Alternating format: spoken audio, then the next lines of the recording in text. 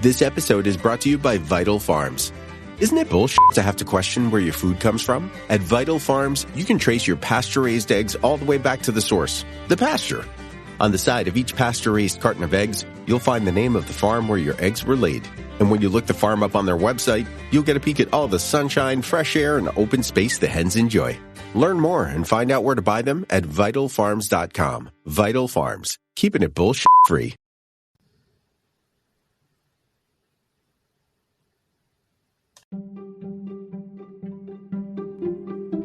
Welcome to the HCI family of podcasts. We're your source for personal, professional, and organizational growth and development. We share our own original research, explore industry trends, and interview executives and thought leaders from across the globe. Join us for practitioner-oriented content around all things leadership, HR, talent management, organizational development, and change management. Maximize your personal and organizational potential with the HCI family of podcasts.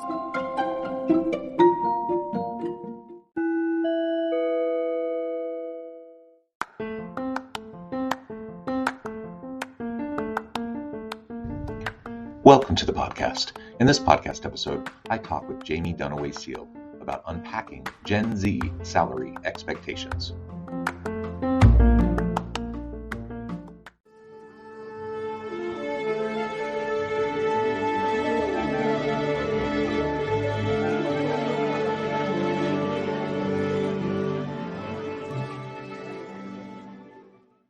Jaime Dunaway-Seale, welcome to the conversation today. Thanks for having me. It is a pleasure to be with you. Welcome back to the podcast. We've talked before and you always have great insights. Today, we're going to be talking about a recent report and data analysis that you've done, unpacking Gen Z salary expectations. And I think from a comp and benefit standpoint, from a strategic... No, I think that sums it up pretty well. All right, very good. And remind me, where are you located? I'm located in Dallas, Texas. Wonderful. Texas. I'm joining you from the Salt Lake City area in Utah. Now, Jaime, as we get started, why don't you share a little bit of just background around this analysis, the survey results, and the report? Like why this report? Why now? Why is this something that you were focusing on? Right. This is the second edition of this report. And both years, we discovered that Gen Z really does not have a good grasp on what they're actually going to make 1 year out of college and even into mid-career. And, this is really important because, as they're, financial planning, they've got a lot of debt coming out of college and, they're looking for jobs and they're going to need to find a job that they can live on and save and pay off their debt. And if you don't have a good idea of what the salary range is for your field, you might really be in for a surprise. And so we just want to give, want kids to be as educated as they can coming out of college. Yeah. And, I love the idea of just giving everyone straight out of school a really great starting salary. I wish we could pay people more, but we also have to have a firm grasp on reality so that we can plan accordingly. And that's part of the challenge. It's part of the challenge of when students go into the university setting and choose a major. Reasonably, what can you expect? What's the cost of that education? What kinds of student loans are you going to have to take out? What can you expect reasonably from a salary in that career field? And we know that some careers just pay better than others. And I'm all for a broad liberal arts education. I'm all for the humanities and the social sciences. I'm a sociology undergrad myself. But it also comes with the realization, one of the reasons why I went on for grad school is because I knew that, graduating with a bachelor's in sociology alone probably wouldn't get me to where I wanted to be, right? And so just having that understanding, I think, is just really, really important. I don't want to discourage any student from pursuing, their passion or pursuing the field that they're super interested in, but you just have to understand what those realities are. Right. One of the interesting things we found in the study was that most students say that they think about salary when they're choosing a major, but sometimes when they get into it, they're like, this really isn't for me. So like engineering students, they're probably going to make a really good salary right out of college, but a lot of them regretted their major. It could be that high stress environment, or, it's just not really interesting to them. Whereas on the flip side, psychology majors who are probably not going to make the highest salary right out of college had, the least regret. I think only 37% regretted their major, which is still a good chunk, but it wasn't as much as some of the other fields that we saw. Yeah, and I forget the report that came out. Maybe you're referencing it, or maybe this is from your own analysis, but there was a report that came out not long ago, maybe a few months back, that had the 10 least regretted majors. Is that what you're referring to, or did you do your own analysis there? Right. This is from our own analysis. Okay. And, it is interesting, like, to some extent, if you have a good salary, like, you're going to be less stressed financially, but you also, like, money doesn't buy everything. It doesn't buy, complete happiness. So sometimes it really is worth, following your interests and following your passions. Yeah, well, and just anecdotally, I'll just share my own background. So I switched majors several times, and I ended up in accounting. I was at a top university in a top accounting program, ranked top one, two, or three every year. I was good at it. I knew that if I did this program and I finished, I would be set. Like, I would have a successful career, I'd have a stable career, I would have a good salary with lots of opportunities for growth, etc. The only problem was I hated it. And so, I was a year into the program, and I just really didn't like it. The more and more I thought about, like, this is what I'm going to slog through every day for the rest of my career, I couldn't envision it. And that's when I switched. I switched my major one more time. I went from this, like, top-notch accounting program to sociology, and people thought I was nuts for doing that. And maybe I was. But you know what? I'm really glad that I didn't find myself. I'm 44 now. I'm really glad I'm not, like, 44, stuck in a job I hate. And instead I was able to carve out a different path, and I found success in the path I've taken, even though it was totally different. And there's nothing wrong with people doing a job that they're good at, that takes care of their needs, their family's needs, pay the bills, and they don't love it. I am an advocate for just hard, honest work, and not everyone is privileged enough to be able to be picky and choosy about the work that they do. That's fine, but to the extent that you do have a choice, to the extent that you have the ability to carve out your own path while taking care of the needs of your family and everything, then yeah, all else being equal, look for the thing that you love doing. Look for the thing that's going to bring you engagement and passion and happiness, and allow you to do what you do best each and every day. And you're going to be less likely to find yourself in the throes of a midlife crisis 10, 15, 20 years into your career if you do that. And that's not to say that every job doesn't have the stuff you don't like. I love being a professor. I don't love grading papers, but so there's things that I love, things that I don't like as much. That's just the reality. But finding what you can love makes a difference.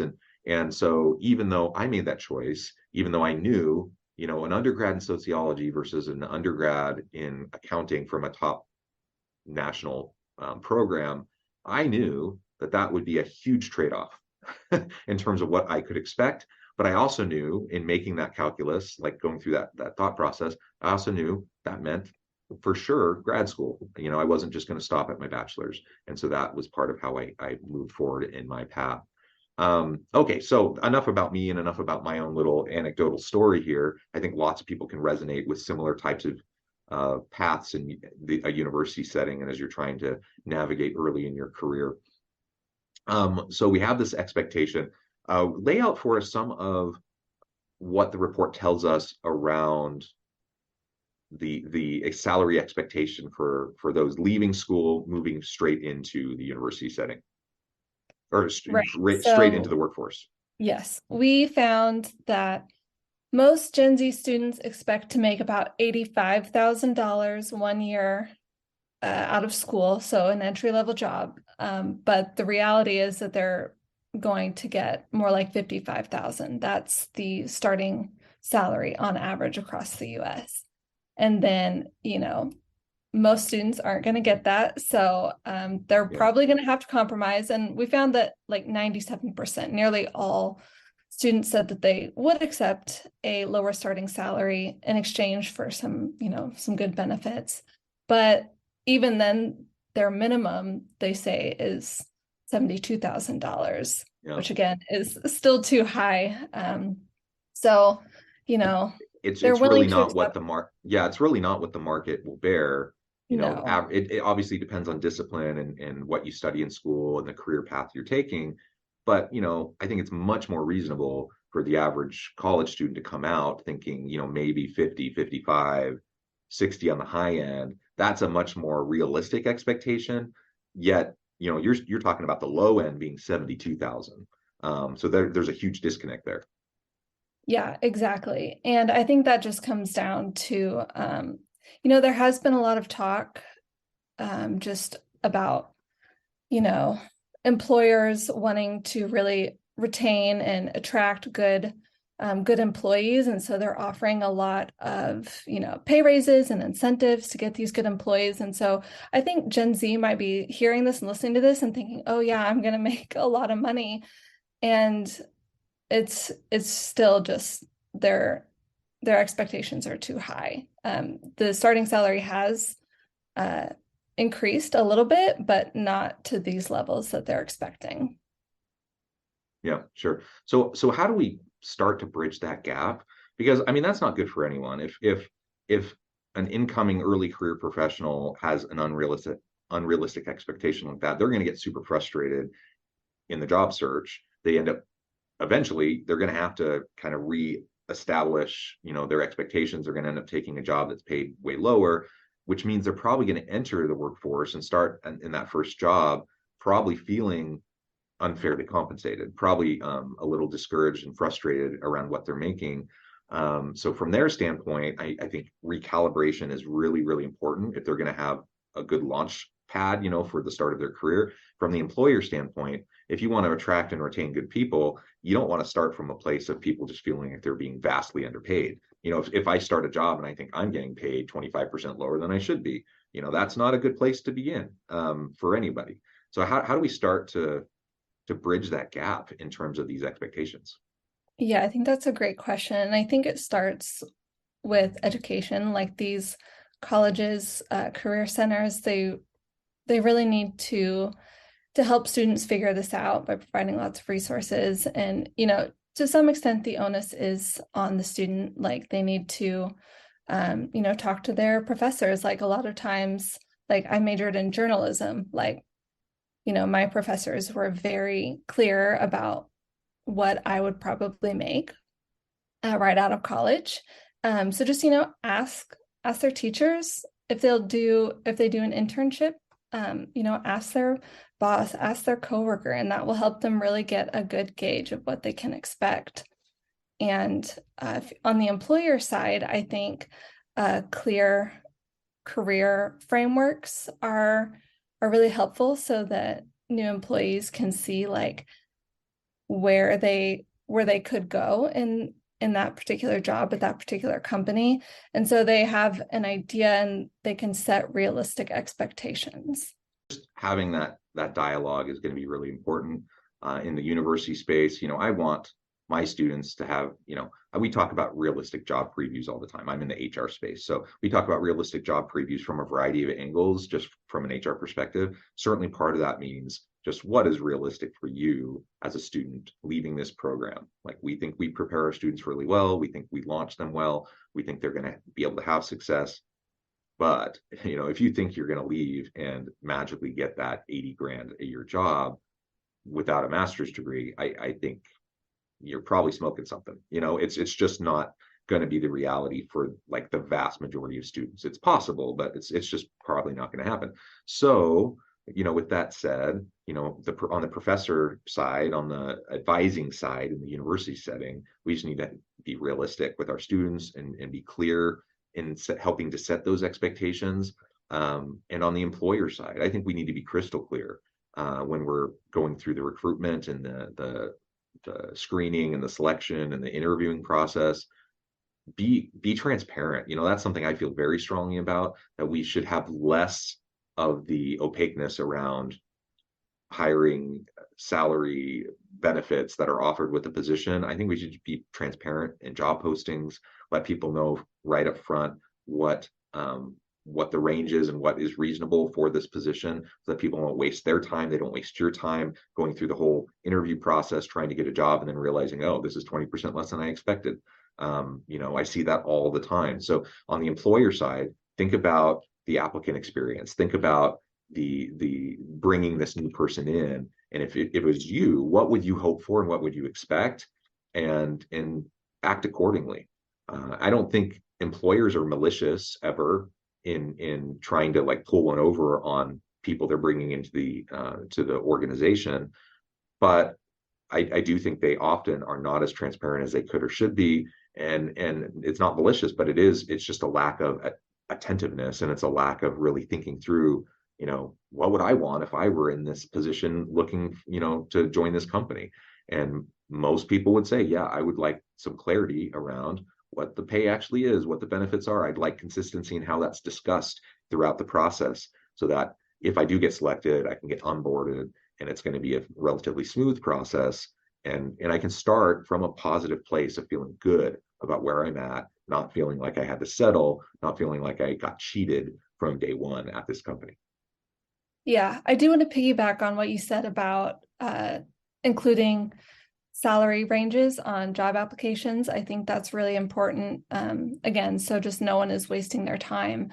And just, personal experience that I've had in HR and recruiting is like, I know that our company includes the ranges on the applications, and the feedback that we've gotten from applicants has been really positive. They say that's one of the best things that, that they experienced, going through our recruitment process. And so that's another just really great way to attract, the best employees.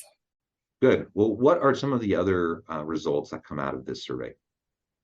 Right. So we found that most students, they have unrealistic salary expectations, but they also have unrealistic expectations about how they're going to get a job and how they're going to just progress in that job. Like most students think that they're going to be promoted like within 1 year. The average is about 2 or 3. They also think that they're never going to have to work an entry-level job, which is highly unlikely, and that this one does have maybe some weight to it, that it's more about who like your family and personal connections are going to help you get a job more than your actual skills. And well, I think finding a job is a little bit about who you know. You definitely need to be qualified to actually do that job. Yeah. So who might help get you in the door for the interview. I think that's absolutely true. Networks matter. The network effects are huge. But unless your parent is like the CEO, that connection isn't going to help you get that job if you don't have the skill set to go along with it. So it might get you in the door for the interview or to be considered, have the start of the conversation. But if there are tons of really qualified people who have the skill sets and you don't, forget about it. Like, you're just not going to get selected. Businesses are too competitive. Companies aren't going to shoot themselves in the foot, Exactly. I think it's really important to build those skills, like those practical skills as a student, because, your resume only is going to get you so far. Like, it's important to have a good resume, but you want to show them the practical skills and, projects that you have accomplished as well.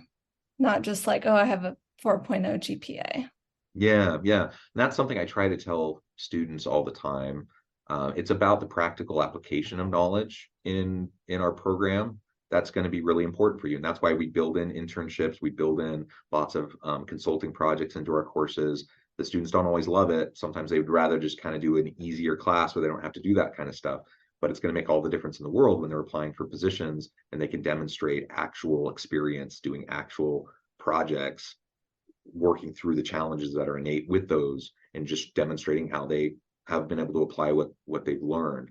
And it's not about the GPA. It's about the skills. And so, getting that 4.0, that's great. And I know some people have that goal.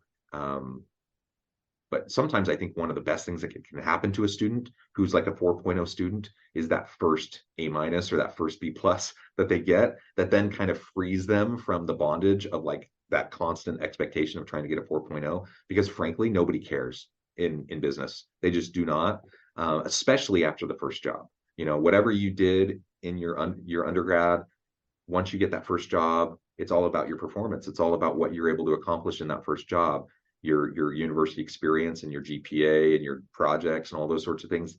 That helps you get that first job. It's not really going to be all that relevant after that, right? In terms of just the raw like job application experience and what people are going to be looking at when they're making those hiring decisions. So GPA is just much on the lower end of what's going to be really, really important. Even grad programs are looking less at GPA now than they used to, in terms of being a factor for admissions. So just keep that in mind for anyone listening who's early career or in college.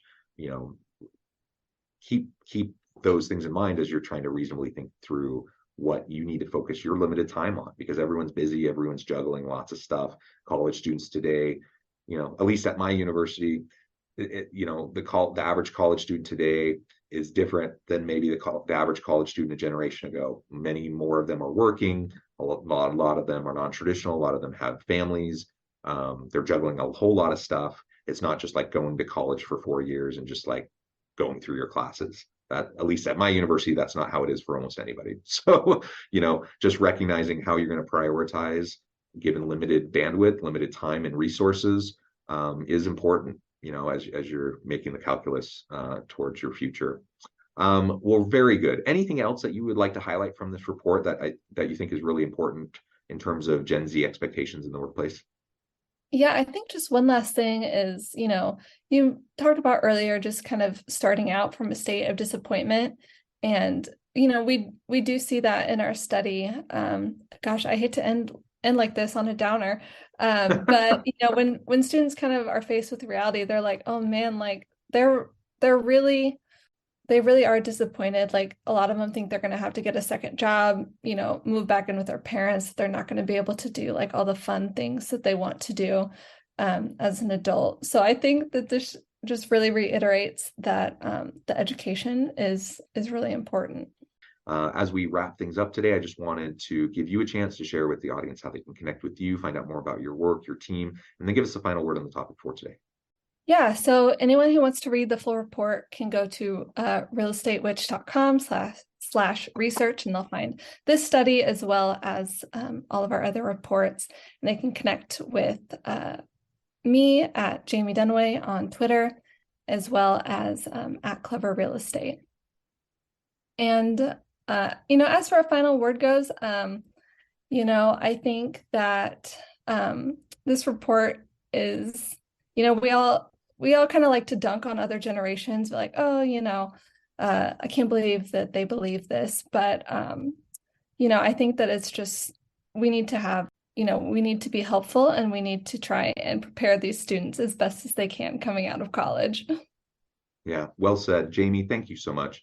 It's been a pleasure. I encourage the audience to reach out, get connected, find out more about what Jaime can do for you. Check out the report and other resources.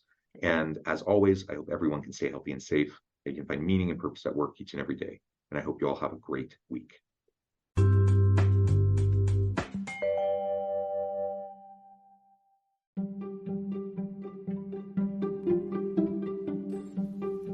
Thanks for joining us for this episode of the podcast. We hope you stay healthy and safe, and please join us again soon.